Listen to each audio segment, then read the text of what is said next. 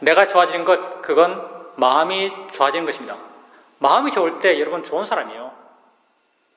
마음이 안 좋을 때 여러분 나쁜 사람이죠. 수행은 좋은 마음을 기르는 겁니다. 우리 마음이란 게요, 불교 수행이 정말 대단한 것 같아요. 마음이 정말 실체가 없잖아요.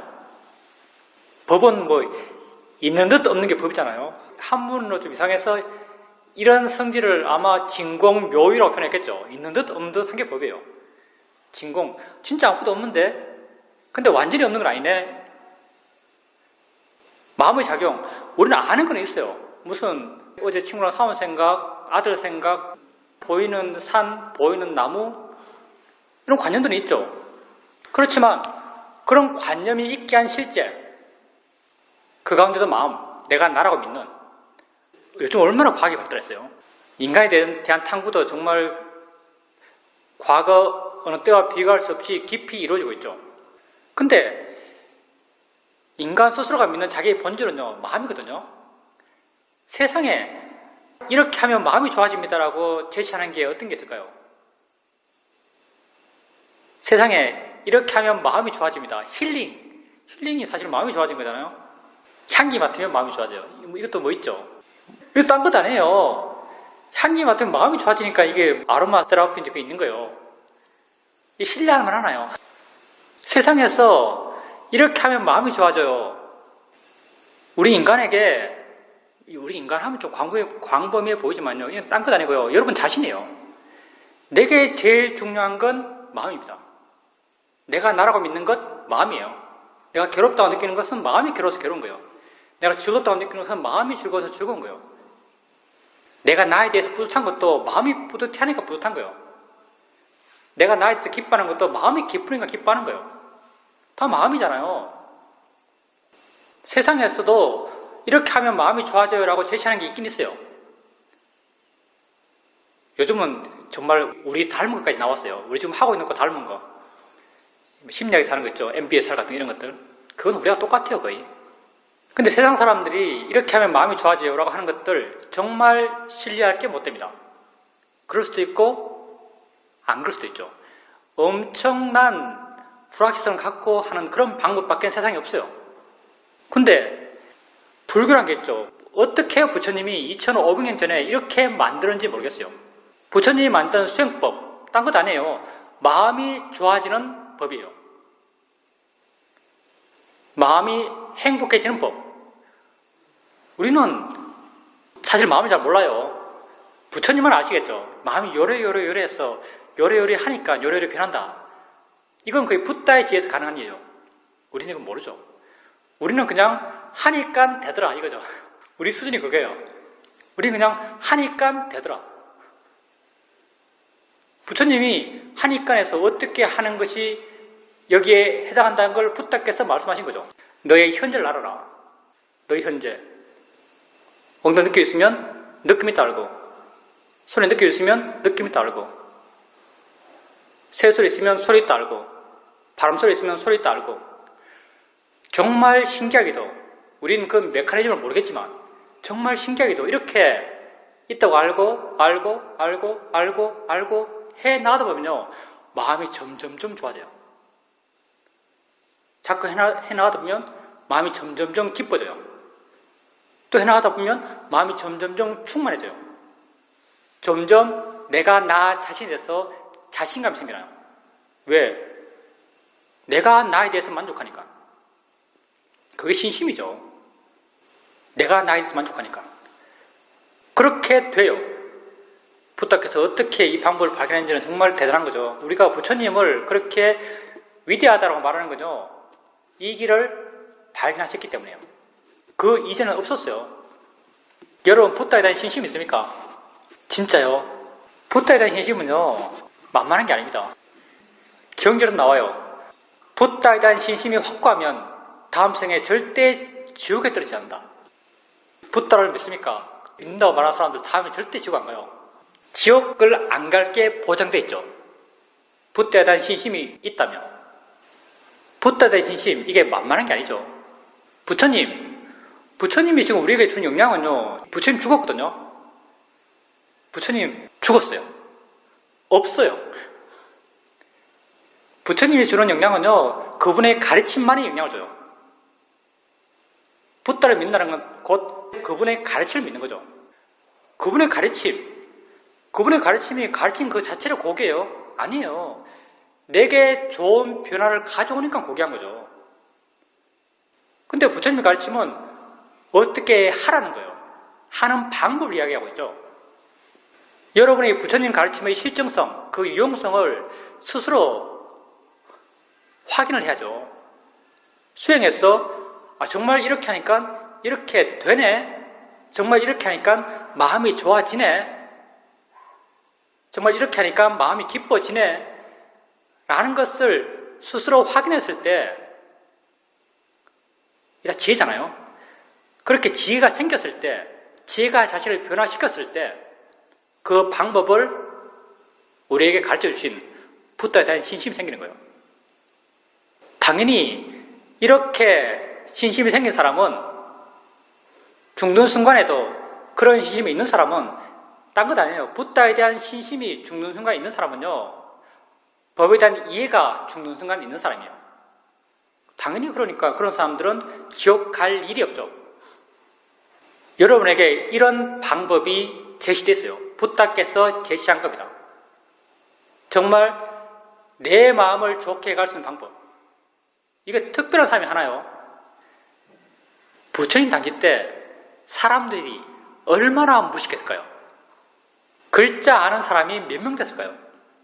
정말 그때 무식한 사람들에게 가르쳐진 방법이에요. 여러분이 어렵나요? 이 방법이 여러분에게 어려워요? 정말 이건 무식한 사람에게 가르쳐진 방법입니다. 우리 어렵지 않습니다. 잘 하려고 하니까 어렵죠. 하는 건 어렵잖아요. 잘하면 잘하는 대로, 안 되면 안 되는 대로, 못하면 못하는 대로 바르게 하려고 노력하고 바른 방향성을 갖고 하면 돼요. 하면 누구나 다 됩니다. 여러분은 그냥 대충 겉모습으로 여러분은 마음이에요. 마음을 좋게 하는 방법, 세상에 많은 사람들이 그걸 제시하고 있지만 신뢰할 만한 방식은 없어요. 불교가 진정 신뢰할 만한 방식으로 여러분에게 어떻게 하면 마음이 좋아진다, 어떻게 하면 너 자신이 좋아진다 라고 가르치고 있죠. 실천해 보십시오. 단순해요. 자기에게 일어나는 걸 아는 거예요. 느낌이 딱 알고, 소리 딱 알고, 생각이 딱 알고, 느낌 딱 알고, 소리 딱 알고, 느낌 딱 알고 계속 알아가 보세요. 점점점 마음이 좋아져요. 이렇게 단순한 걸 통해서 정말 고귀한 걸 얻어요. 끝까지 가면 완전한 자유로움이죠. 완전한 자유로움, 이거 너무 대단하고 내가 어떻게, 내가 감히 어떻게 완전한 자유로움을, 뭐 이런 생각하죠, 여러분도. 내가 감히 어떻게 알아 하늘. 자, 여러분이요, 완전한 자유로움. 여러분이 밤에 자고 있는데 옆 사람이 코 골고 있어요. 밤에 자고 있는데 옆 사람이 코 골고 있는 거죠. 순간 마음이 화가 나요. 화나서 막 화의 마음이 누구를 대상으로 화를 내고 있는가? 옆에 코 골고 있는 사람을 대상으로 화를 내고 있죠. 그때 여러분이 이제 수행상이 났어요. 그래서 진짜 있는 건 소리지 라고 마음을 떠올려요. 수행하는 거죠. 진짜 있는 건 소리지. 그래서 소리에 마음을 둬요. 진짜는 소리거든요. 소리에 마음을 둬요. 소리에 마음을 두면요, 순간 마음이 푹 가라앉아요. 순간 마음이 부드러워져요. 순간 마음이 가벼워져요. 부드러워지고 가벼워지고 물러나고 하는 것, 이게 바로 자유로워지는 거예요. 이걸 다른 표현을 하면 자유로워지는 거예요. 소리에 대해서 자유로워지는 거죠. 이렇게 안 되는 사람 있어요? 혹시 이렇게 안 된다면 희망이 없습니다. 이렇게 된다는 게 무슨 말이에요? 이렇게 된다는 게 무슨 말이냐면요, 나도 하면 지혜가 난다는 거예요. 누가 물러나게 하죠? 누가 부드럽게 하죠? 누가 자유롭게 하죠? 지혜가 자유롭게 합니다. 여러분의 거친 소리 들을 때, 여러분 듣기 싫은 소리 들을 때, 저거 소리지, 진짜 있는 거 소리야 하면서 소리에 마음을 둬보세요. 순간 마음이 부드러워져요. 여러분에게 지혜가 난단 말이에요. 한 걸음 걸을 수 있는 사람은요, 2걸음 걷겠죠. 2걸음 걸을 수 있는 사람은 10걸음 걸어요. 10걸음 걸을 수 있는 사람은 10,000걸음 걷겠죠. 수행 언제까지 할까요? 죽을 때까지. 여러분 몇 걸음 걸어갈 것 같아요? 무수한 걸음을 걸어갈 거예요. 지금 여러분이 그렇게 한 발 내디딜 수 있다면요, 여러분은 완전한 자유로움에 갈 수 있어요. 언젠가는. 안 되면 다음 생에도, 안 되면 다다음 생에도.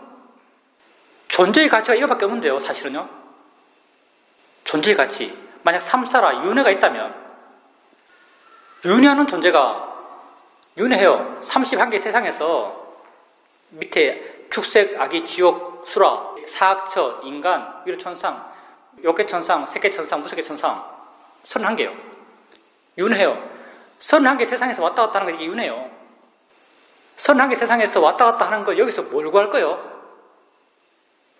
아름다움, 재산, 권력. 붓다는 여기서 뭘 구할 것인가 해서 붓다가 내놓은 답은요, 31개 세상에서의 탈출이에요. 31개 세상에서의 탈출. 탈출해서 어디로 가지? 모르겠어요. 탈출해서 어디 가는지 모릅니다. 이건 아마 말로 설명할 수 없는 뭐가 있을지도 모르죠. 이 이상은 설명 안 해요. 탈출한 세상이 있습니까? 붓다가 뭐랄게요. 31개 세상에서 탈출해서 다른 세상이 있습니까? 라고 물었어요, 누가. 붓다가 말을 안 하죠. 이게 경전에서는 사후의 열애는 있습니까? 사후의 열애는 없습니까? 이런 식으로 표현하죠. 탈출한 세상이 없습니까? 말 안 해요. 이게 부처님이 무슨 8부정법인가 8가지 질문에 대해서 답하지 않은 질문이 있죠. 이건 말해봐야, 법도 말해야 사람도 모르는데 이것을 말해봐야 사람들이 무슨 어떻게 이해를 하겠어요. 선악세의 탈출, 이 불교적 가치예요. 물론 세상에 수많은 가치가 있어요. 뭐 다른 가치를 추구할 사람 다른 가치 추구하시고요. 불교적 가치는 선악의 세상에서의 탈출이에요. 스승한 존재들의 세상이 될지 모르겠어요. 모르겠고 하여튼 이거는 선악의 세상에 탈출해라. 이게 붓다가 제시한 존재의 목적이에요. 그 출발, 그 첫걸음이 뭐냐? 포크레인 소리 들으면서 소리야 했을 때 마음이 부드러워지는 것. 이거예요. 요 사람 코 골 때 진짜 있는 건 소리지 해서 마음이 부드러워지는 것. 이거예요. 오래 앉아있는데 다리가 아파요. 아픈 느낌을 보면서 이거 단지 느낌이지, 자연의 이치지, 대상이지 하는 순간 마음이 그 느낌으로부터 좀 물러난 것 같아요. 이게 첫걸음이에요. 한 발 내딛고 한 발 내딛고 한 발 내딛는 거죠. 정말 중요한 게 뭐냐면요. 정말 중요한 건요. 내가 지금 목적지에 도착했다가 아니에요. 정말 가치 있는 건 나는 지금 가고 있다는 거예요. 그게 좀 가치 있잖아요. 나는 지금 가고 있다. 여러분이 소리 들으면서 소리야 할 때 여러분은 가고 있어요. 느낌할 때, 느낌일 뿐이야라고 할 때 여러분은 가고 있어요. 어디로? 완전한 자유로움으로. 완전한 자유로움과 지금 느낌 알면서 느낄 뿐이야에서 그 느낌 돼서 마음이 부드러워지는 것과 본질적으로 똑같아요. 이 길을 가십시오. 붓다는 이걸 존재의 최고의 가치라고 보신 것 같아요.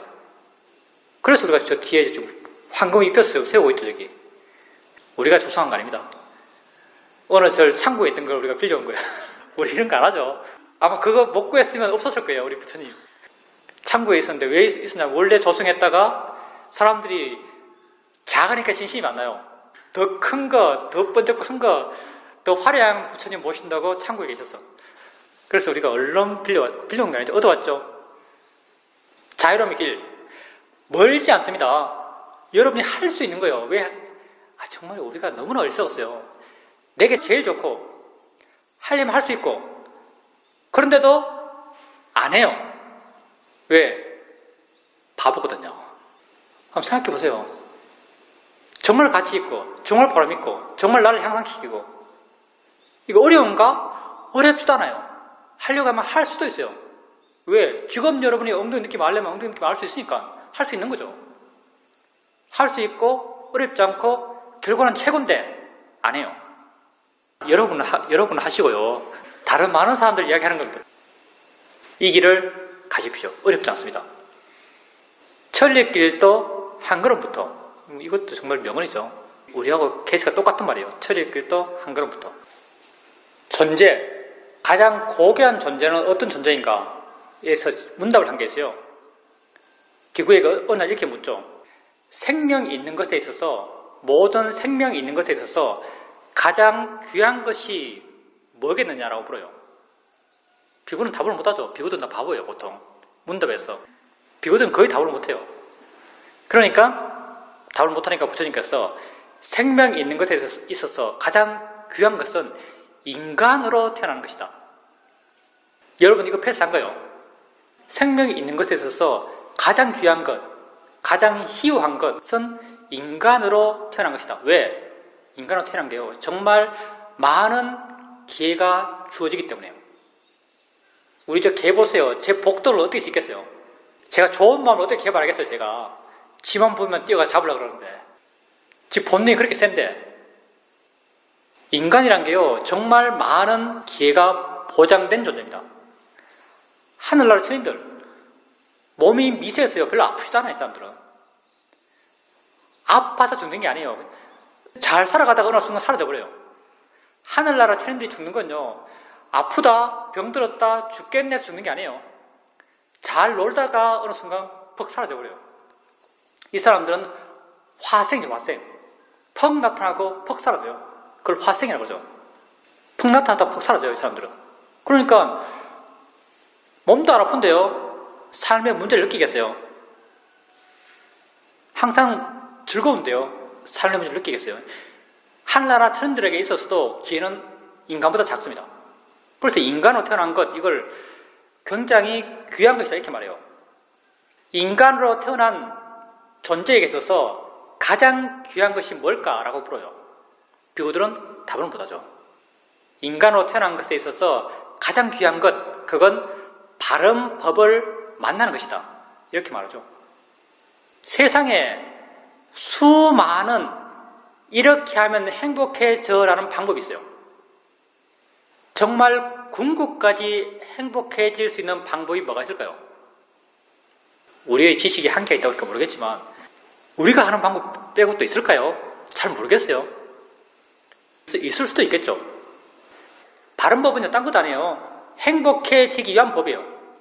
행복해지기 위한 법을 만나는 것, 그게 인간으로서 가질 수 있는 가장 귀한 기회라고 하죠.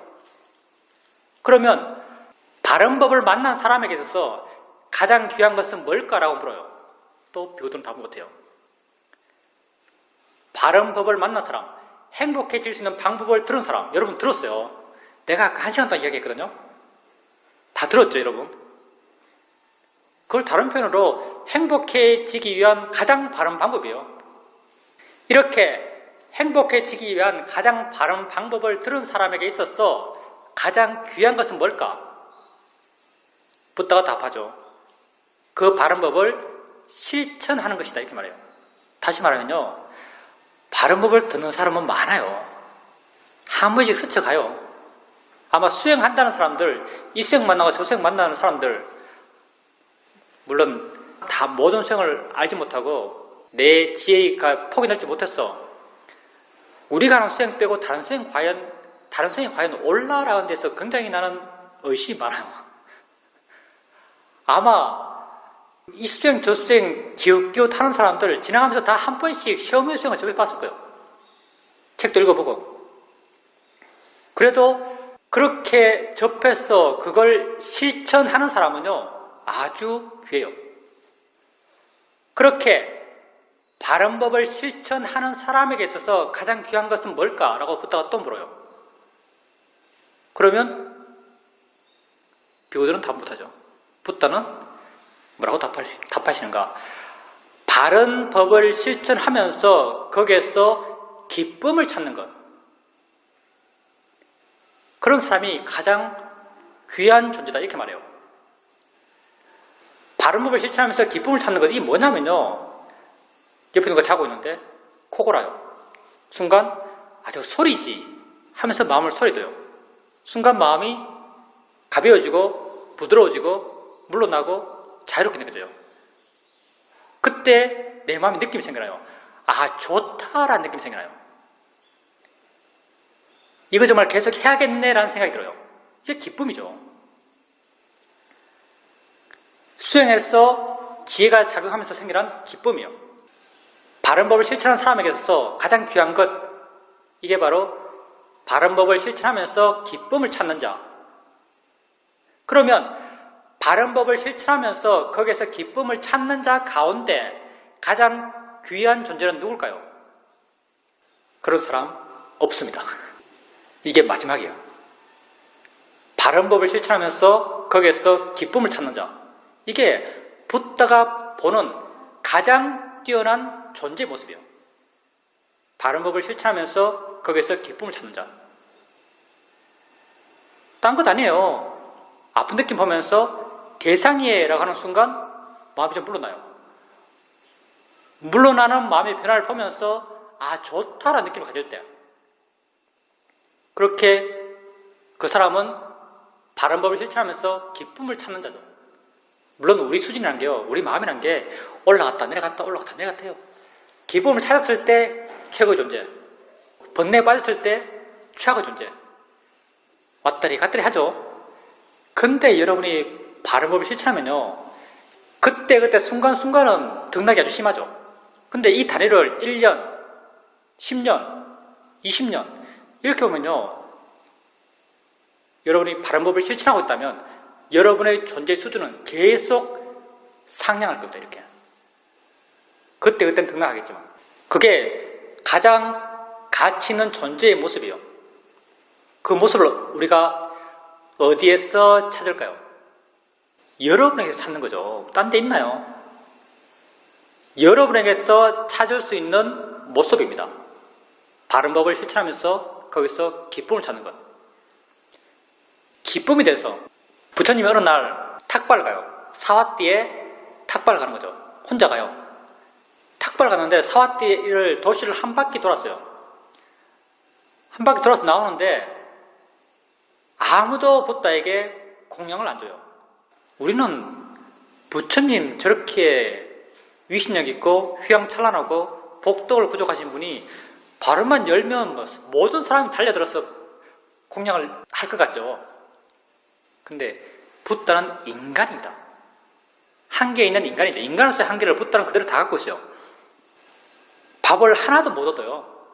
그리고 빈 바로를 갖고 사와띠를 나오죠. 나오니까 그 사와띠 성문 앞에 어느 노인이 한 명 이렇게 서 있어요. 그 노인이 고타마여 밥을 얼마나 얻었냐 이렇게 물어요. 붓다가 가만히 있죠. 발을 한번 열어봐라. 발을 열어봐요. 텅 비어있죠.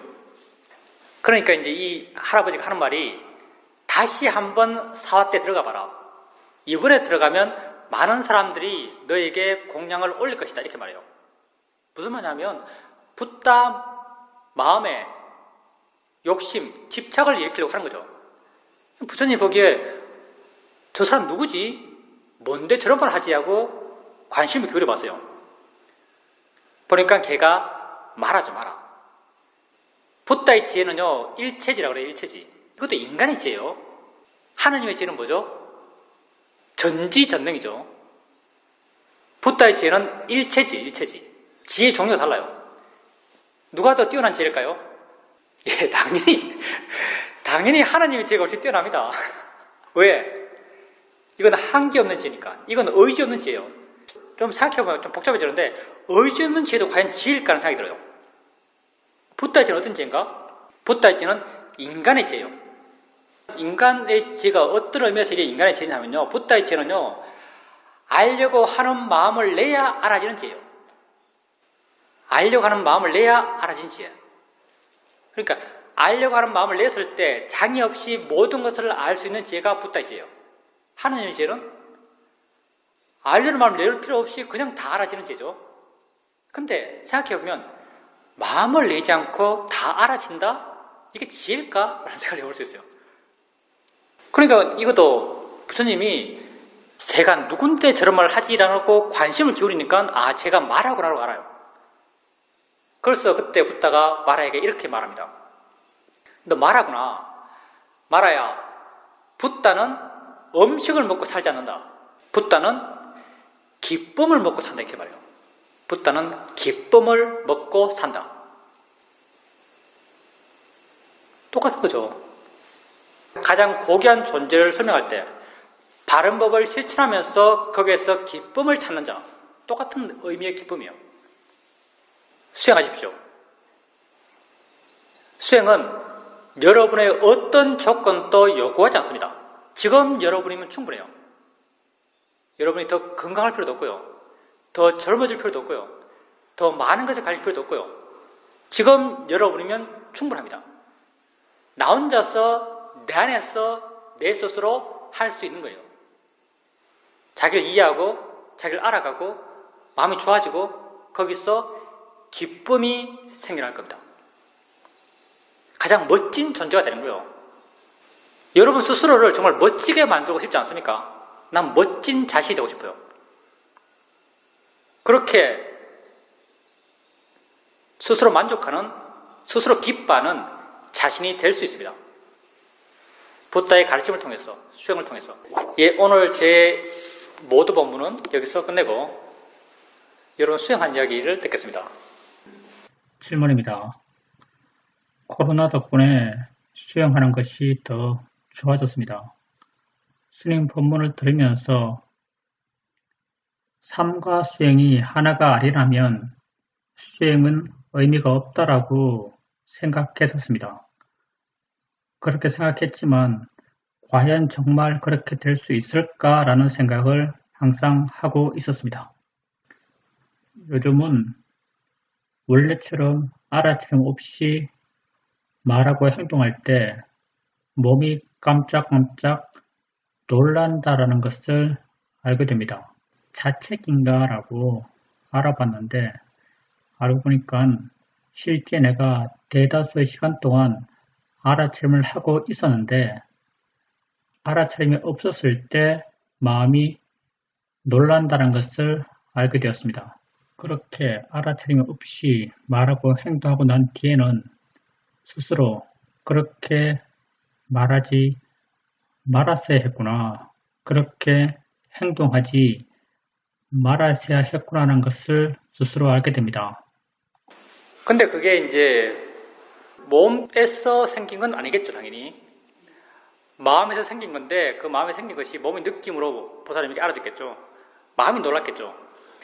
근데 우리 사회자께서 하신 말씀 가운데 하나가 지 없는 사람은 수행하지 않는 것, 알아차림하지 않는 것이 편하고 알아차림하는 것이 불편한데 지혜 있는 사람에게 있어서는 알아차림하는 것이 편하고 알아차림하지 않는 것이 불편하다 그래요. 알아차림하지 않는 것이 불편해요. 왜냐하면 알아차림하지 않을 때 번뇌가 자연스럽게 있거든요. 번뇌에 있으면 번뇌가 주는 마음의 느낌이 불편해요. 알아차림할 때는요, 알아차림을 할 때는 번뇌가 있어도 상관이 없어요. 우리가 중생이니까 번뇌는 있어요. 근데 있는 번뇌를 알잖아요. 알 때 내가 더 나라고 믿는 것, 물론 우리가 내라고 하는 것이 여전히 있기 때문에 알아차림할 때 내가 더 나라고 믿는 것, 그건요 번뇌가 아니고 번뇌를 알고 있는 마음이에요. 번뇌는 있지만 번뇌를 알고 있는 마음엔 번뇌가 없어요. 그래서 내 마음은 그렇게 나빠지잖아요. 근데 알아차림하지 않을 때는요, 번뇌 이꼴 나예요. 그 번뇌가 좀 느낌이 이꼴 내 느낌이요. 그러면 이건 굉장히 불쾌해져요. 근데 알아차림이 있으면요, 번뇌가 있어도 별로 불쾌하잖아요. 그걸 알기 때문에. 그래서 지혜 있는 사람에게 있어서는 알아차림 하지 않는 것이 불편하고 알아차림 하는 것이 편하다고 말하죠. 자꾸 알아차림 해 나가다 보면요, 그렇게 알아차림 하지 않는 것에 대해서 불편해요. 근데 보살님 같은 경우는 격렬한 거죠. 마음이 그 순간 이렇게 거기에 대해서 깜짝 놀라는 모양이에요. 그래서 몸도 그렇게 놀라는 것 같아요. 그렇게 하여튼 일상의 삶과 수행이 하나 돼 나가는 것, 그건 아주 바람직합니다. 그렇게 하고 계시다면 바른 알아차림을 당연히 하고 계신 거고요. 그리고 알아차림 자연스럽게 이어지고 있는 것이고, 우리식으로 말하면 아는 마음을 자연스럽게 알고 있는 거예요. 근데 이제 그때 보살님에게 이렇게 해보시는 건 어떠냐라고 내가 좀 이렇게 제시, 보살님이 받아들이지 말지 보살님 마음이고요. 제시하고 싶은 게 뭐냐면, 이제 보살님이 일상의 삶 속에서 알아참이 있어요.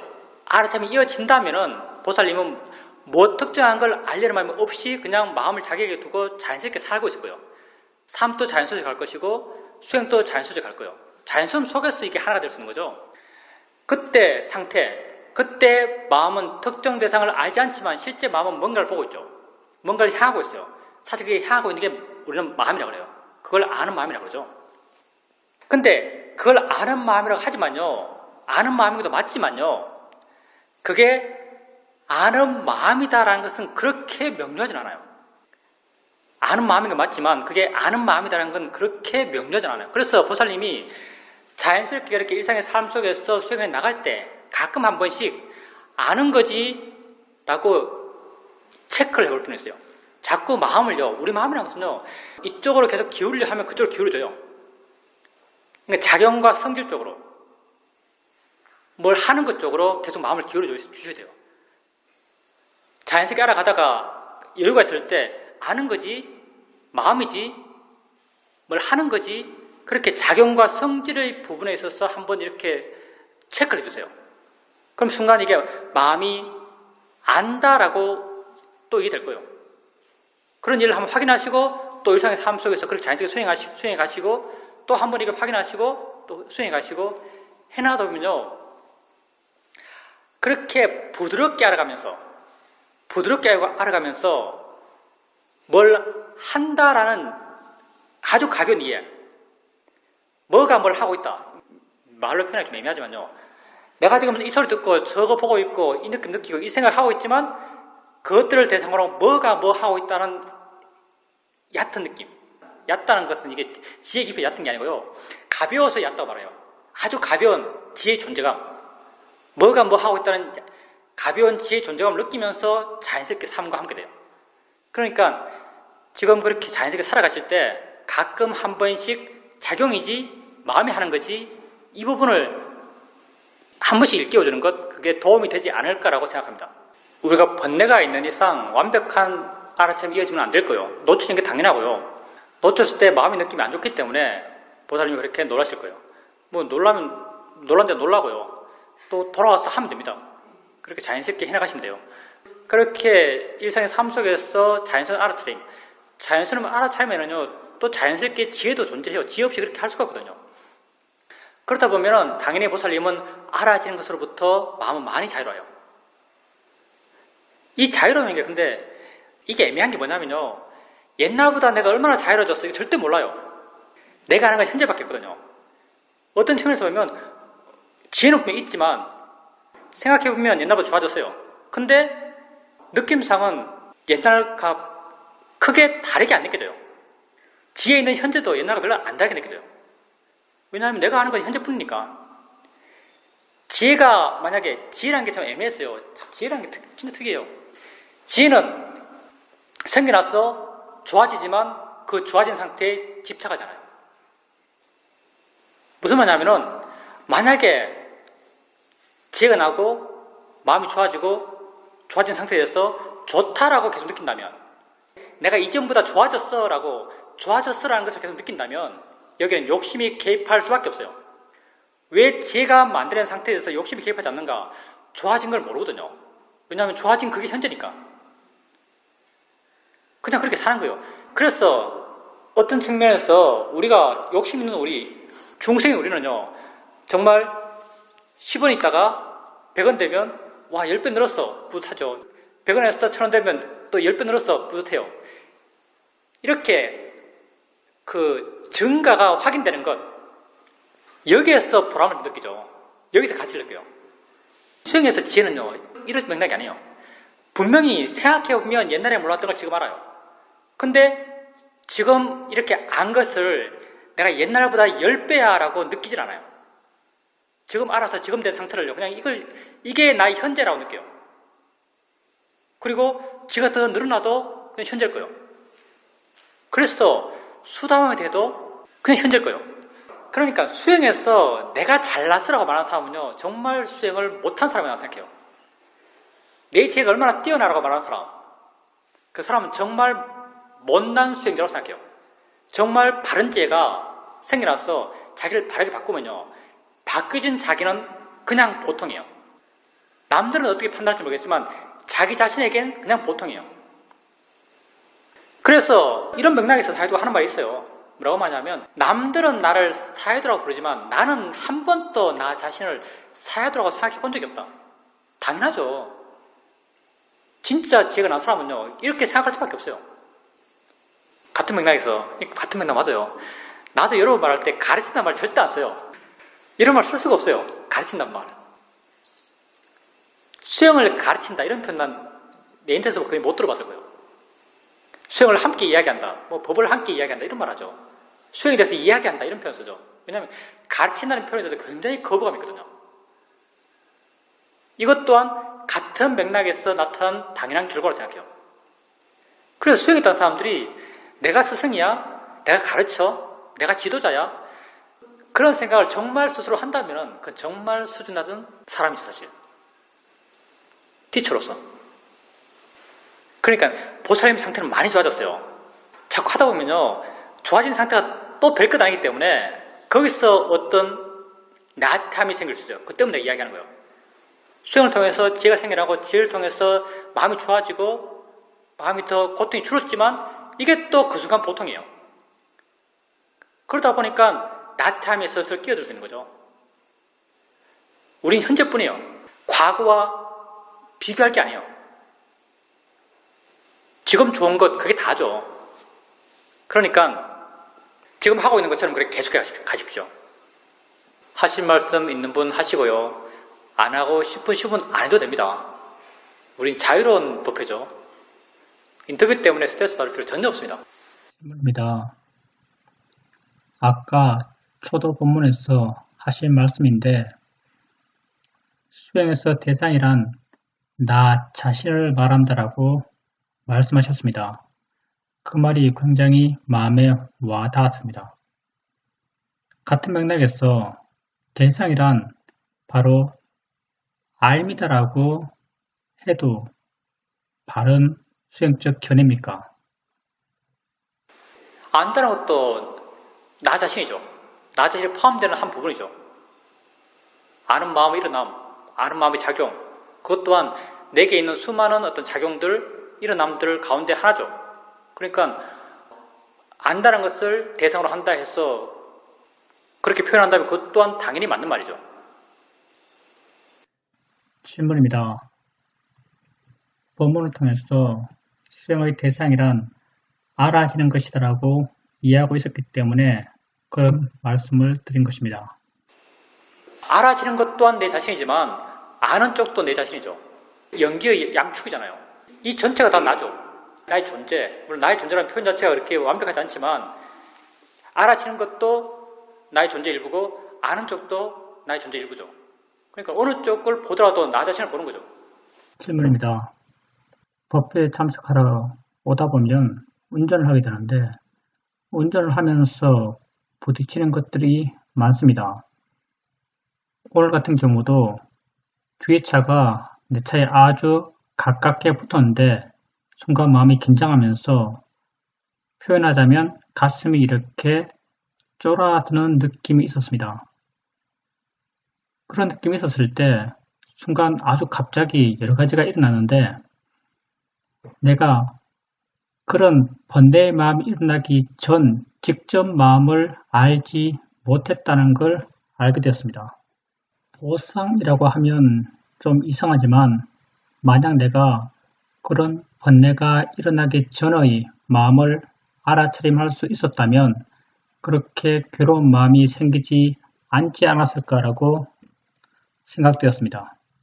이런 경험을 하면서 순간 알아진 것이 알아차림이라고 하는 것은 지금 이 순간 있는 것만을 알아차림할 수 있구나라는 것이 이해되었습니다. 이런 이해가 바른 이해인지요? 당연히 바른 이해입니다. 그때 거사님께서 알아차림이라는 것은 지금 이 순간 여기에 있는 것을 알아차린다고 알았을 때 마음에 거기에 대한 확신 같은 게 생기던가요? 알아차림은 지금 여기 있는 것만 알아차림할 수 있다라고 아셨잖아요. 그때 이 알에 대해서 그 사람 스스로 분명히 이건 옳은 거야라는 어떤 내적 확신 같은 게 순간 느껴지던가요? 느껴졌다면요, 이건 통찰지죠. 이게 지혜예요. 지혜가 이렇게 있나요? 여러분 물어봅시다. 알아차림은 지금 이 순간 있는 것만 알아차림할 수 있다라는 걸 모르는 사람 아무도 없죠. 다 아는 거예요. 지혜는요, 말로 풀면 시시해져요. 왜? 내용이 시시하거든요. 근데 정말 지혜 있는 사람, 정말 마음이 좋아져서 어느 순간 부딪혔어, 알아졌어요. 알아차림은 지금 이 순간 있는 것만 알아차림할 수 있어 라는 알미 생겼어요. 알미 생겨, 이 알미 지혜이고 지혜가 내 말을 바꿔요. 그리고 그 다음 이 지혜는 확실해 라는 어떤 내적 확신이 생겨나요. 통찰지가 나는 형태거든요. 거사님에게 그때 그런 어떤 수행에 관련된 지혜가 생긴 거죠. 그리고 그 전에 내가 그 번뇌가 일어나기 전에 마음을 알았어야 했는데라는 그런 자책 일종의 그건 내 생각에는 안 될 거예요. 왜냐하면 왜 안 되냐면요. 사실 거사님이 그전에도 알고 있었어요. 부드럽게 하듯이 평소 하듯이 여러 가지 알아지고 있고 여러 가지 알아진 것에 대해서 뭘 하고 있다. 전체적으로 아는 마음이죠. 우리가 표현할 때 전체적으로 아는 마음을 해왔듯이 그냥 부드럽게 지켜보고 있었을 거예요. 근데 상황이 발생했고 상황에 대해서 마음이 판단하죠. 위협적으로 판단했겠죠. 위협적으로 판단하니까 마음이 확 반응해요. 이건 이전 마음을 알아야 한다고 했을 때 어떤 마음을 알았다면 그 반응들이 약해질 수 있냐면요. 내가 오는 걸 봐요. 뒤에서. 볼 때 그때부터 마음이 경계하고 있거든요. 차가 막 빨리 달려오고 있으면요. 마음이 경계해요. 어쩌면 그 사람이 거기에 대해서 예민할지 모르니까 저 멀리서 빨리 오는 차만 봐도 이미 마음이 경계하고 있을지 몰라요. 저 차가 과연 내 옆에 붙을까 안 붙을까. 이런 마음이 있거든요. 이런 마음이 어떤 마음이 가냐면요. 화날 준비가 된 마음이에요. 이거 화날 준비가 된 마음이죠. 거사님이 그때 미세하게 어떤 마음의 느낌이 바뀌어요. 달려오는 차를 보면 그때부터 약간 긴장감이 생겨나요. 그때부터 거사님이 알았다면 그 진행이 급격하게 심하게 이루어지지 않았을 거예요. 근데 이건 알기 어려운가? 이건 그렇게 알기 어렵잖아요. 왜냐하면 화의 느낌이기 때문에 느낌이 굉장히 분명해요. 멀리서 빨리 달려온 차, 내 차선으로 뒤에서 빨리 달려온 차를 멀리서 보기만 해도 거사님은 긴장해요. 그 긴장감부터 알게 되면요. 마음이 지멋대로 막 이렇게 전기가 안 될 거예요. 질문입니다. 사실은 그 전부터 알았다고 하는 것이 맞습니다. 예. 그러면 왜 그 대체가 안 되죠? 전부터 알면요. 우리 마음의 진행되는 앞부분을 알게 되면요. 어떻게 진행될지 뻔히 알아요. 어떻게 진행될지 뻔히 알면요. 거사님이 계산하지 않더라도요. 어떻게 대처하는 게 옳다는 것도 뻔히 알아요. 근데 번뇌가 그렇게 강하게 내게 큰 고통을 줄 만큼 일어났다는 게 좀 이상하죠. 왜냐하면 대처법, 그렇게 일어나는 것을 어떻게 봐야 한다는 그 시각이 분명했을 텐데요. 거사님이 아까 말한 것처럼 알아차림이라는 것은 이 순간 현재 있는 것만 알아차림할 수 있다 이렇게 말했잖아요. 그게 참이에요. 그러니까 그 이전에 어떤지는 별로 안 중요하고요. 사실은 수행적으로 보면은 그때 거사님 마음이 그렇게 쫄아들면요. 그때 그 마음을 알면 돼요. 예, 그 마음을 그냥 마음으로, 상태로, 느낌으로 그렇게 알면 되는 거죠. 질문입니다.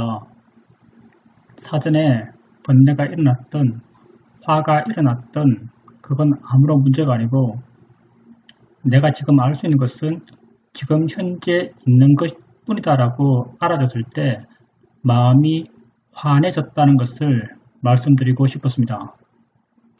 지혜가 거사님의 마음을 바꾸는 거죠. 그게 지혜가 난 어떤 전형적인 모습이죠. 이제 지혜란 게 꼭 뭐 좌선, 경행 이런 속에서 나는 게 아니에요. 일생의 삶 속에서도 수많은 지혜가 납니다. 일생의 삶 속에 수행하면요. 그게 더 바를 수 있는 가능성도 있어요. 왜냐하면 지혜는 마음의 균형이 나요. 일상의 삶 속에 수행한다면요, 그 상태에서는 마음의 균형이 맞기가 훨씬 더 쉬워요. 왜냐하면 일상의 삶 속에 수행할 때는요, 수행한다는 생각이 별로 없어요. 내가 별로 없는 거죠. 수행한다는 생각, 나라는 생각이 약하면요, 마음의 균형이 훨씬 더 잘 맞아요. 좌선을 경행하면 수행한다는 생각이 분명하죠. 잘해야지 하는 생각이 분명해요. 열심히 해야지 하는 생각이 분명해요. 그럼 더 지혜는 안 나요. 왜? 내가 있으면요, 지혜는 절대 안 납니다.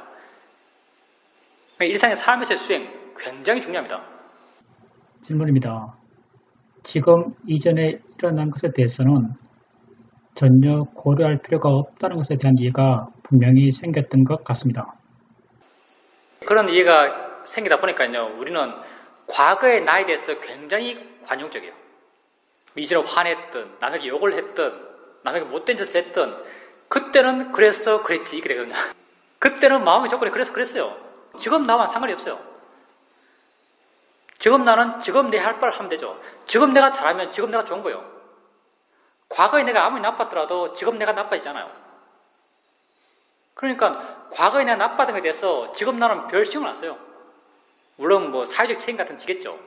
근데 과거에 나빴던 내가 지금 나를 괴롭히는 것이 점점 줄어들어요. 나는 지금 나 자신의 최선을 다할 뿐 과거의 나 자신의 최선을 다할 수가 없어요. 과거는 그냥 과거로 둬요. 현재를 충실히 살아갈 뿐이죠. 그게 수행의 가장 기본적인 어떤 방향성이죠. 질문입니다.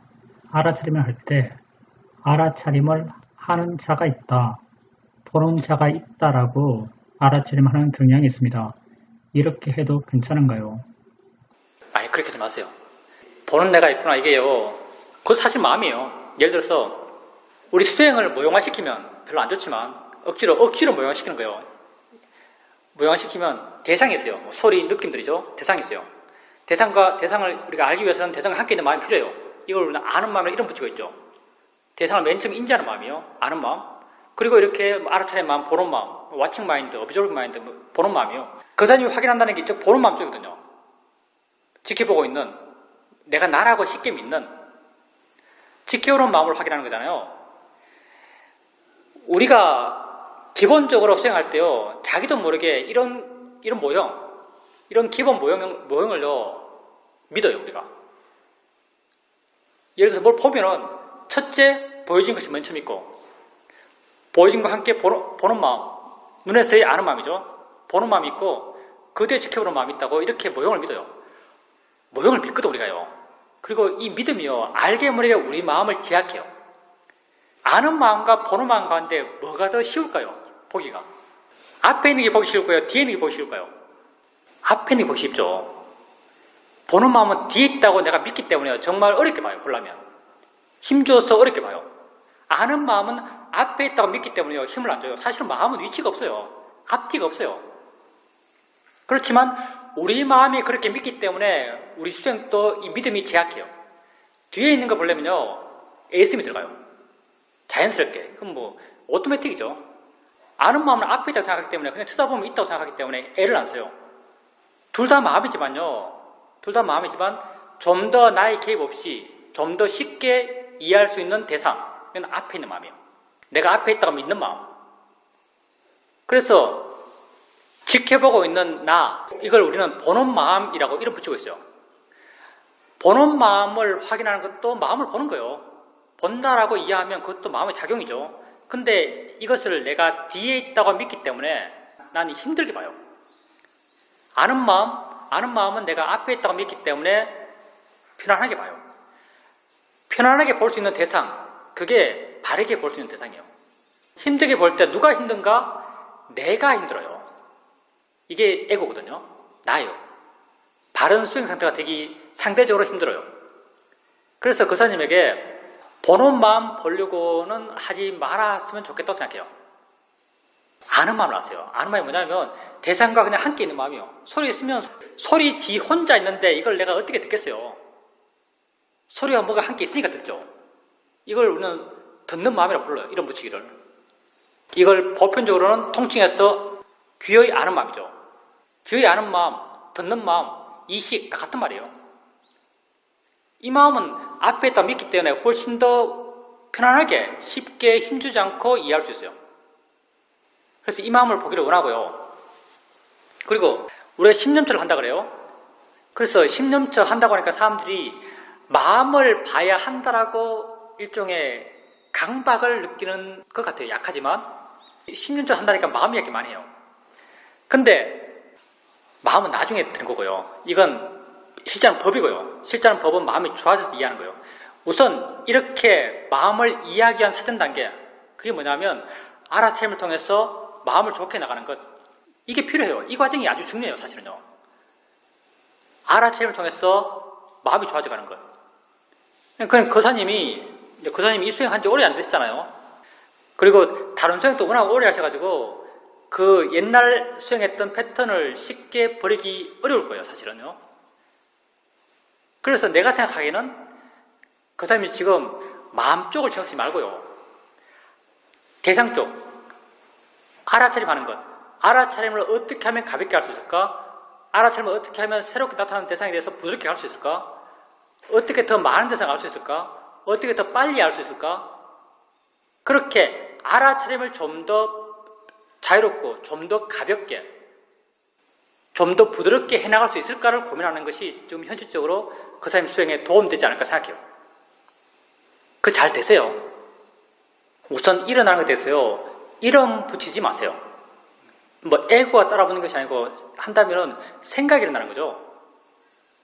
그냥 생각이 일어나는 거잖아요. 아니면 어떤 에너지가 일어나겠죠. 그러면 에너지가 일어나면요. 거기다 에고라는 이름 붙일 필요 없어요. 에고라고 언어라는 건요. 쓰는 순간 그 상태를 제약해요.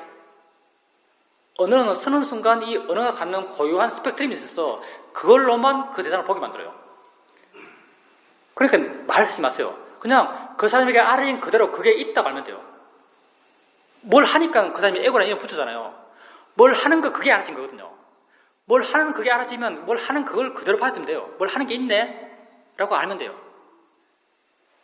그게 바르게 수행해 나가는 겁니다. 같이 부여하지 않고 있는 그대로.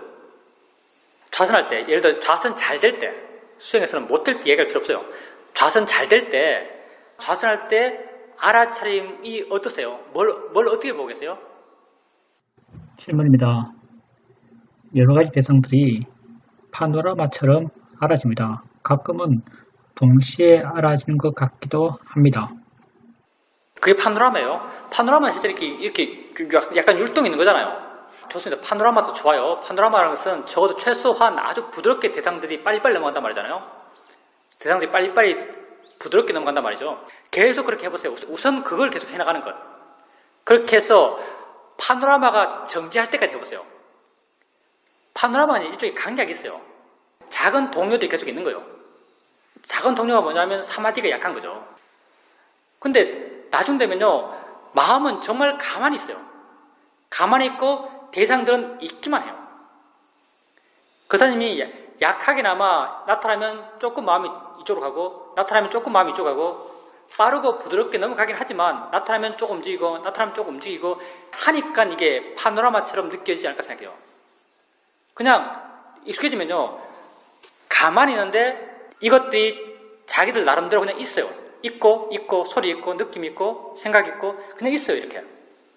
있는 것에 대해서 나는 아무런 반응을 하잖아요. 그냥 가만히 있어요. 마음은. 이때는 이 상태를 결코 파노라마라고 표현할 수는 없을 거예요. 그 사람이 물론 나의 판단이죠.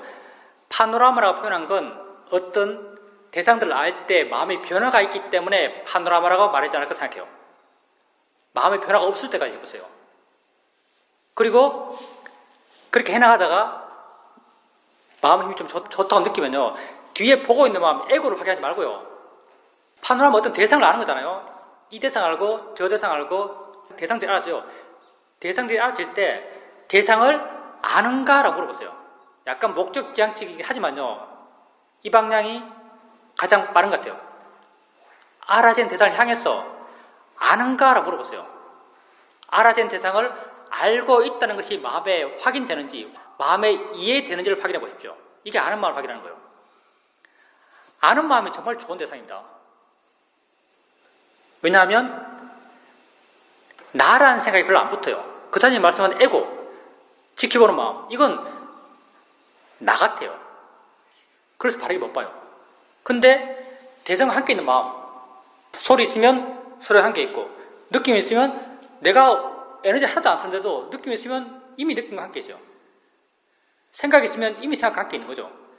지가 아주 순수하게 지가 저절로 있어요. 그래서 이 아는 마음은 내 마음이다라는 믿음이 별로 안 생겨요. 그냥 저절로 생긴 거예요. 무화성이 굉장히 두드러져요. 아라는 믿음이 강한 나까지도 이걸 내 거로 안 믿어요. 내 걸로 믿기 곤란한 거예요, 이 아는 마음은. 그래서 수행의 대상은 굉장히 좋아요. 그리고 이건요, 좋다 싫다라는 가치가 부여되기 굉장히 어려워요. 뭐 화하면 안 좋은 것, 욕심하면 안 좋은 것, 뭐 삐띠, 기쁨하면 좋은 것, 마음도요, 알게 모르게 좋음의 가치, 나쁨의 가치가 부여되기 쉬워요. 근데 아는 마음은 소리 있으면 그냥 함께 있고, 느낌 있으면 함께 있고, 생각 있으면 함께 있고, 이 자체가 정말 좋을 것도 없고 정말 나쁠 것도 없어요. 가장 순수한 법 그대로를 이해하는 데 있어서 아는 마음 이상의 대상이 있나라고 생각돼요. 정말 아무 색깔이 있거든요. 그리고 내 게 아니에요. 내 거라고 정말 내가 있다고 강력히 믿는 나까지도 이게 내 거라고 믿어지잖아요. 조금만 보면. 대상이 있으면 저 혼자 있으니까. 그러니까 이것만큼 순수한 법 그대로로 이해할 수 있는 대상을 찾기 정말 힘들 거예요. 그래서 우리가 아는 마음 얘기하는 거죠. 가장 우리 수행 목적에 맞는 수행 대상이라고 생각하기 때문에. 나라는 것은 환상처럼 내가 믿고 있는 거죠. 그 사람이 우리 아까 아는 마음 이야기했죠. 아는 마음 이야기했는데 대상이 있고 아는 마음이 있어요. 대상이 있으면 저절로 있어요. 자꾸 반항가요. 반항하다 보면 이게 대상이 있으면 저절로 있구나. 대상이 있으면 내 의지와 상관없이 지가 하는구나. 이게 내 게 아니구나. 뭘 하는구나. 하는 것에 대해서 우리가 언어적으로 표현해서 아는 것이라고 표현하고 있지만요. 사실 언어적으로 아는 것과 이 마음 그 자체는 전혀 다른 거예요. 사실은 말이라는 게 진짜 언제나 부족해요. 소리 있으면 함께 있고 느낌 있으면 함께 있고 점점 이렇게 아는 마음이 한 마음에 대한 이해가 깊어져 나가요. 이 작용이구나, 일어나는 것이구나, 나랑 상관없구나, 저절로 하는구나. 이때 이 마음에 대해서 애고가 없는 거죠. 이 마음을 그냥 법으로 이해해요. 이렇게 한 법에 대해서 이해를 하면요, 한 법에 대한 이해가 깊어지면요, 나중에 보는 마음도 이전에는 법에 대한 이해가 약했을 때, 마음에 대한 이해가 약했을 때는 내가 본다, 내가 한다, 애고다 이렇게 이름 붙였지만요, 나중에 이걸요, 아는 마음에 대해서 이해했던 그 이해가 그대로 여기 적용돼요. 작용이구나, 하는구나, 저절로 일어나는구나, 지조건 소리 지가 하는구나. 그 사람이 보는 마음을 보지 않더라도, 보는 마음을 보면서 보는 마음을 이해하지 않더라도 마음은 다 똑같은 거니까 아는 마음에 대한 이해가 깊어지면요, 이 이해가 그대로 보는 마음에 적용돼요. 보는 마음이 뭔지 이해해요. 보는 마음이 그 사람 자신이 아니라는 걸 이해해요. 생각하는 게 아니고요, 그냥 이해해요. 왜냐하면 아는 마음을 통해서 그걸 이해를 했으니까. 내가 의도를 거의 봐본 적이 없어요. 의도도 알고 보면 굉장히 미세한 마음이거든요. 근데 의도가 마음인가? 의도가 일어나는 것인가? 작용인가? 연기인가? 라고 내가 내 스스로 물어보면요, 난 이걸 다 이해하고 있어요. 내가 의도를 봐서 이해했는가? 아니에요. 난 주로 아는 마음 쪽을 보면서 이해했죠. 의도는 별로 봐본 적도 없어요. 의도를 보지 않았던 의도를 이해해요. 왜? 마음의 기본적 성질들은 다 같기 때문에. 우리가 법을 반화하면서 이해해 나가요. 이론서에 보면요, 이론서, 청근노력 같은 데 보면은 법의 성질을 두 가지로 나눠요. 법의 고유한 성질, 법의 일반적 성질. 이 나누거든요. 법의 고유한 성질이 뭐냐면, 눈은 본다는 고유함이 있어요. 귀는 듣는다는 고유함이 있어요. 몸은 느낀다는 고유함이 있어요. 이 고유함이요. 고유한 성질이요. 일반적 성질은 무상고 무아예요. 이게 법의 일반적 성질이요. 수행에서 실제는 법을 이해하고 실제는 법을 관찰하고 어떤 이해가 생겨나요. 이해가 생겼을 때 이 고유한 성질과 일반적 성질 가운데 어떤 이해가 생기는가? 일반적 성질에 대한 이해가 생기죠. 고유한 성질에 대한 이해는 안 생겨요. 물론 우리가 표현할 때 소리 들으면서 듣는다고 이해했다라고 말을 해요. 말은 그렇게 해요. 표현을. 근데 듣는 그 고유함을 이해한 게 아니고요, doing이라는 소리와 함께 뭘 하고 있는 그걸 이해한 거예요. 모든 법의 공통적인 부분만 내가 통찰로서 이해해 나가죠. 그 법의 개별제로 하는 이해를요, 통찰로 해본 적은 없어요. 그래서 난 이게 진짜 있는 건가는 의심이 생기고, 어느 정도는 정말 개별적 특성이라는 것은 없지 않을 거라고 생각해요. 이게 또 만법규의라고 또 약간 해석되죠. 말로 표현할 때, 사람들에게 설명할 때 개별성, 독특함을 이야기하지만요, 실제 하는 것, 법의 세계에서는 일반성만 존재하는 것이 아닐까라는 생각을 해요. 왜? 수행해보니까 그밖에 알아진 게 없거든요. 듣는 게 정말 들어요.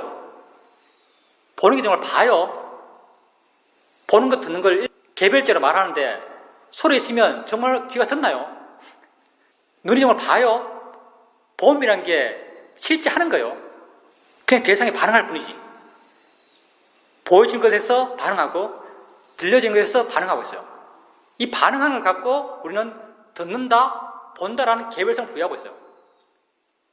근데 소리에 대해서 반응하고 보여지는 데서 반응하고 이 반응 자체가 다를까요? 점점 이게 같다는 쪽으로 귀납돼 가는 것 같아요. 그러니까 교사님이 보는 마음 에고 이것 알려하지 마세요. 알기 어려워요. 왜냐하면 나라는 관념이 강하게 결부되어 있는 대상이거든요. 그냥 대상과 함께 있는 마음이 있어요. 아는 마음. 여기 내가 별로 없어요. 이해하기 더 쉬운 존재예요. 근데 이해의 결과는 똑같아요. 수행에서 어려운 대상이 있고 쉬운 대상이 있어요. 어떤 대상이 쉬운가? 내가 내 것으로 안 믿는 것, 이 쉬운 대상이에요. 내가 내 것으로 믿는 대상, 이거 어려운 대상이에요. 모든 게 다 그래요. 고통을 줄 때 어떤 게 나에게 더 큰 고통을 주는가? 내 것이라는 집착이 강한 것, 그게 내게 더 큰 고통을 줘요. 당연히 내가 수행하기 힘든 대상이에요. 그래서 수행 대상을 취할 때 나라는 생각이 약한 것이 훨씬 좋은 수행 대상이에요. 이해하고 나면 똑같아요. 이해하고 나면 똑같은데 왜 어려운 걸 하냐 이거죠. 어려운 거 왜 해 이걸? 이해하고 나면 똑같은데. 쉬운 거 하세요. 어려운 거 볼 필요가 없습니다. 아는 마음이 훨씬 더 쉬운 대상이에요. 더 유익한 대상이에요. 유리한 대상이에요. 그러니까 자유롭게 알아가고 파노라마에서 좋아요. 파노라마처럼 알아갈 때 한 번씩 알아지는 대상들을 아나? 라고 물어보세요. 마음에 어떤 느낌이 생기는지, 알아지는 대상들과 함께 뭐가 있는 것처럼 느껴지는지 확인되면 또 물으시고, 이쪽을 해나갔어요. 이게 훨씬 쉽습니다. 질문입니다. 보고 있는 마음을 알면서 나네, 나는 해석이 일어납니다. 나네라는 생각들, 그 생각들을 거사님이 하세요? 마음 지가요? 질문입니다. 불쑥 일어납니다. 불쑥불쑥 한다니까 그건 거사님이 하는 게 아니잖아요. 마음이 조건제 하는 거예요. 일어나면 거사님은 거기에 대해서 그 뜻대로 가치를 부여해줘요. 나다라는 그 뜻 있잖아요. 나다는 그 뜻대로 그 생각에 가치를 부여해주는 거죠. 그러니까 거사님이 뭐 에고니 이런 말 하는 거죠. 일어나면요, 마음이 지가 하는 거예요. 그냥 생각이 일어난 거예요. 나네라는 생각이나 뭐 너네라는 생각이나 나무네라는 생각이나 다았다는 생각이나 다 같은 생각이에요. 생각이 일어난 거예요. 그냥 그걸 생각이 일어났다고 그냥 보세요. 나네란 의미를 갖고 있는 가치 있는 생각이라는 게 아니에요. 마음지가 조건되니까 해왔듯이 조건 속에서 그런 생각을 일으킨 거예요.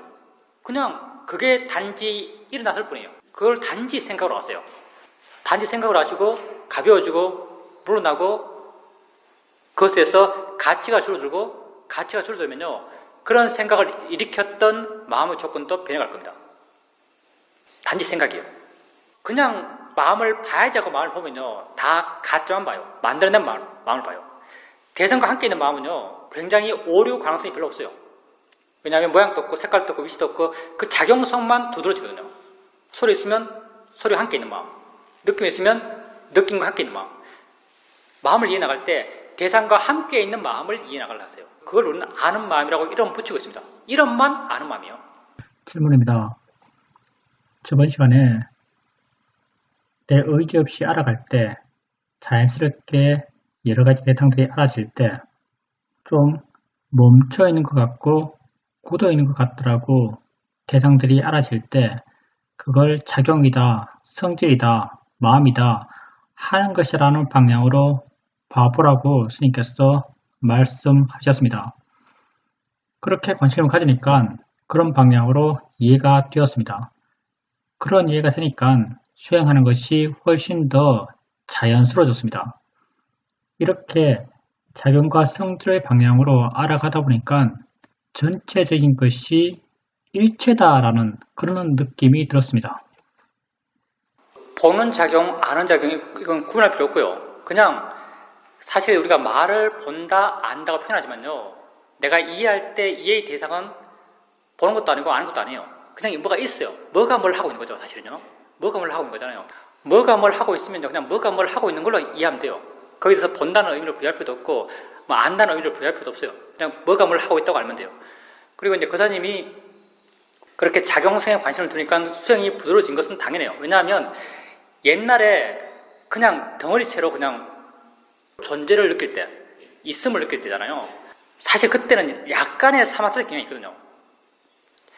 자꾸 그 상태에 있다 보면 그 상태가 강화돼요. 점점 좀 위치도 있는 것 같고, 느낌도 또 구체성을 띠는 것 같고, 그게 다 사마타식 가는 거거든요. 자꾸 작용을 확인해 가면요, 정말 위치가 사라져요. 정말 어떤 덩어리진 느낌이 없어져요. 그러니까 관념이 없으니까 마음도 부드러워지고 마음의 질이 더 좋아진 거죠. 더 알아채도 쉬워지고 부드러워지고 자연스러워져 가죠. 그러니까 계속 그렇게 작용성, 거기에서 관심을 두고 그걸 수행해 보십시오. 질문입니다. 말을 할 때는 본다, 안다, 느낀다라고 말하지만 실제 수행할 때는 이런 구분을 하지 않고 그냥 알아지는 것과 함께 아는 쪽의 일이 있다라고 이해하고 있는 것 같습니다. 대상의 반대편에서 뭔가 하는 것이 있다라고 이해하고 있습니다. 예, 좋습니다.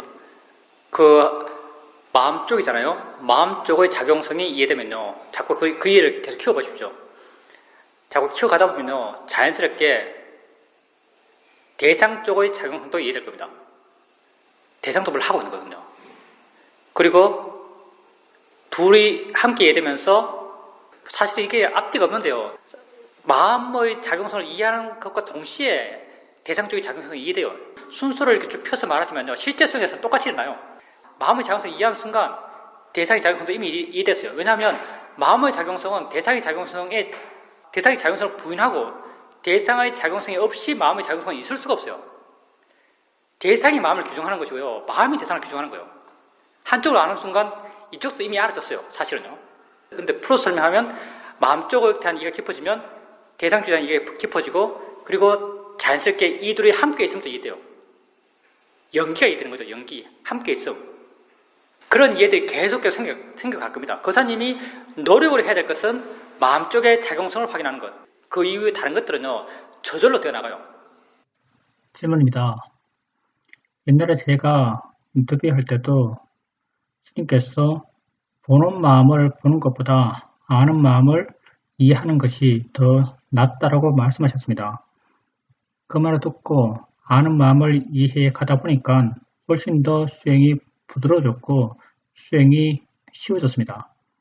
그리고 아는 마음과 함께 있는 대상의 작용 그리고 대상과 마음이 함께 있음에 대한 이해도 조금씩 생겨나고 있는 것 같습니다. 묻고 싶은 것은 이런 이해들은 사선을 할 땐 상대적으로 분명합니다. 그렇지만 일상의 삶 속에서는 이런 이해가 분명하다고 느껴지지 않습니다. 그래서 행선을 하면서 이런 방향으로 이해를 키워나가야 하는가라는 생각이 듭니다. 이제 그게 그 수행 환경이 다른 거죠. 수행 환경이 달라서 좌선할 때는 마음이 좀 가라앉아 있고 그리고 여러 가지 알아지고 있을 때 안다는 어떤 마음의 작용성 거기다 관심을 두면 그게 이해가 돼요. 그 이해되는 게 보살님이 스스로 확인할 수 있어요. 아는 마음을 이해하는 거죠. 그리고 이제 일상의 삶 속에서는 보살님이 다른 것도 하면서 살아요. 설거지도 해야 되고 빨래도 해야 되고 청소도 해야 돼요. 그때도 아르템 하죠. 그때도 아르템 하는데 어떻게 아르템 하냐면요. 그때는 보통 그냥 마음을 내게 두고 관심을 내게 두고 뭘 하고 있어요. 그럼 그때 알아질 만한 것들이 알아지고 있죠. 그 상태죠. 그죠? 그 상태에서 보살님이 왜 그렇게 아는 마음을 내가 잘 못 보고 있다고 판단하냐면요. 아는 마음의 아는 작용성, 그것에 대해서 그렇게 마음에 안 와닿기 때문이에요. 실제로 보살님이 뭘 보려 하지 않고 마음에 관심을 두고 여러 가지 것이 저절로 알아지고 있어요. 여러 가지 것이 저절로 알아지고 있을 때 보살님이 보고 있는 건 아는 마음이에요. 근데 그게 아는 마음인지는 잘 모르겠어요. 사회도가 하는 말이 있죠. 사회도가 이런 말 해요. 아무것도 하지 않는 것이 수행하는 것이란 걸 사람들은 모른다. 이 말이 뭐냐면요. 아무것도 하지 않을 때 내가 보고 있는 게 아는 마음이에요. 내가 마음을 보고 있었거든. 근데 그게 마음이라는 스스로의 자각은 잘 안 돼요. 그러면 우선 보살님이요. 일상의 삶 속에서 그냥 자기의 관심을 갖고 일상의 삶을 살아갈 때 그때도 보살님은 사실은 아는 마음을 알고 있는 거예요. 우선 그걸로 우선 됐고요. 그리고 만약 좀 더 만족하고 싶다면요. 체크해보세요. 마음인가? 알고 있나? 아는 작용인가? 체크해보면 보살님이 일상의 삶 속에 수행할 때도 마음의 상태가 좋을 때, 마음의 좋은 마음 힘이 좋을 때는요. 작용이지 하면 그 작용성이 이해될 겁니다. 어떨 때 마음이 안 좋을 때는요. 그렇게 수행하고 있지만 작용이지 하면 그게 잘 이해가 안 돼요. 이해될 때도 있고 이해 안 될 때도 있는데 점점 이해되는 방향으로 나아갈 거고요. 사실 이렇게 하는 건 중요해요. 마음은 정말 미세한 거거든요. 마음은 정말 미세해서 그냥 그대로 놔두면 지 하고 싶은 대로 가요. 그냥 일상의 삶 속에 수행하더라도 만약 그대로 계속 놔두면요. 지 보고 싶은 걸 만들어서 점점 반항하고 그걸 정말 진짜라고 믿어갈지도 몰라요. 그러면 자꾸 법의 성질에서 일깨워줘야 돼요. 법은 하는 거예요. 모양 있는 것도 아니고 위치 있는 것도 아니고 법은 하는 거예요. 그 일상의 삶 속에서 자연스럽게 아는 마음을 알고 있지만 아는 거지 작용이지 하는 거지 라고 그 생각을 해주면서 방향을 자꾸 그 방향으로 제시해줘야 돼요. 그러면 마음이 그 방향 따라서 가요. 마음이라는 게 이상해서 그렇게 제시해주면 그 길로 갑니다. 그런 제시가 가끔 필요해요. 그리고 이제 연기에 대해서 말씀하셨는데 보살님이 연기를 사유적으로 이해했다는데 연기는 절대 사유적으로 이해할 수 있는 게 아니에요. 이게 이제 그 연기에 대해서는 재밌는 일화가 있죠. 그 수다원이었던 아난존자가 어느 날 부처님이 찾아와가지고 부처님 이제 내게 연기가 아주 분명하게 이해됩니다 라고 부탁에 말했어요. 그렇다고 부탁해도 욕을 엄청 먹었죠. 네가 뭔데 연기를 이해한다고 욕을 해요. 연기가 얼마나 어려운데 이런 말 하죠. 물론 그건 이제 수다원의 성인에게 요구되는 연기겠죠. 우리하고는 상관없고요. 연기는 정말 생각으로 이해할 수 있는 게 아니에요. 연기는요, 우선요, 법을 이해해야만 그 다음에 연기가 있어요. 보살님이 실제 수행하면서 아는 말 반항하면서 아는 마음이 대상과 함께 있음을 확인해 가면서 이 둘이 함께 있다는 어떤 원리 같은 게요, 내가 고민해가지고, 야, 이 원리는 이거지, 1-1은 2지, 3-3은 6이지, 이렇게 하는 게 아니에요. 나가다 보면 알아져요. 어떻게 이해되냐면요, 아는 쪽을 계속 반항하니까 그 반대편도 함께 있으면 이해되는 거죠. 이게 연기를 이해하는 거예요. 이런 이해는요, 사회적으로 하는 게 아니에요. 이런 이해는요, 그냥 직관적으로 그냥 돼요. 이게 통찰지가 일어나는 방식이죠. 진짜 지혜는 마음이 지가 알아서 돼요. 보살님이 아까 내가 유도법을 할 때도, 기초수행법을 할 때도 연기 파트를 이야기할 때 보살님 마음에 그렇지란 동의가 생겼을 거예요. 그런 동의는요, 사유적으로 이해해서 생길 수 있는 게 아니에요. 보살님 마음에 그런 이해가 본질적으로 존재하기 때문에 보살님 수행해 나가면서 보살님이 그런 함께 있음에 대한 법의 함께 있음, 대상과 마음의 함께 있음에 대해서 스스로 이해했기 때문에 그런 이해가 똑같은 어떤 내용으로 자극을 받아서 마음에 어떤 기쁜 느낌이거든요. 일종의 마음에 어떤 느낌을 줘요. 지혜의 느낌, 기쁜 느낌을 주는 거죠. 질문입니다. 생각해보니까 내가 수행을 하면서 지혜 쪽에 큰 관심을 안 뒀던 것 같습니다. 수행하면서 지혜가 나더라도 그게 지혜다라고 스스로 확인하지 않았었습니다. 그 내용을 보고 지혜를 아는 게 아니고요. 내용은 우리 마음에 얼마나 교묘한데요. 내용은 지가 멋대로 만들어요. 지가 만들고 싶은 거 만들 수도 있어요. 내용을 보고 지혜를 아는 게 아니고요. 마음의 느낌을 보고 지혜를 아는 거예요. 지혜가 주는 마음의 느낌이 바로 가벼워지고 부드러워지고 자유로워지고 밝아지는 거예요. 이게 지혜가 주는 마음의 느낌이에요. 그 마음의 느낌을 알면서 지혜의 있음을 아는 거예요. 그리고 지혜를 자꾸 체험해 나가다 보면요.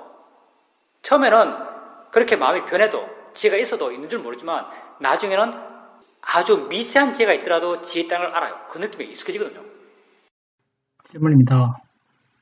이것도 지혜인 것 같은데 생각으로 볼 때 생각을 소리나 느낌처럼 대상으로 봅니다. 생각도 대상이라고 이해하니까 생각 보는 것이 아주 편해졌습니다.